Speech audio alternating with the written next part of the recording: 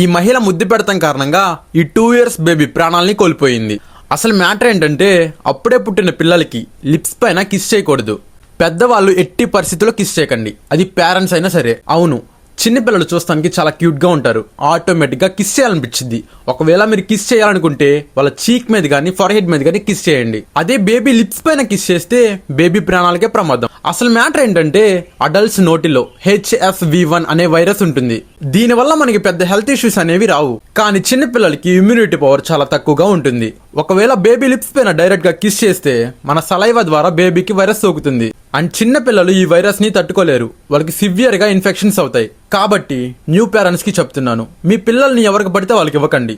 అయినో బేబీని family members కి ఇవ్వకపోతే వాళ్ళు ఫీల్ అవుతారు, హర్ట్ అవుతారు, కొన్నిసార్లు గొడవలు కూడా అవుతాయి. కానీ అది మీ బేబీ ప్రాణాల కంటే ఎక్కువ కాదు. నో చెప్పడం నేర్చుకోండి.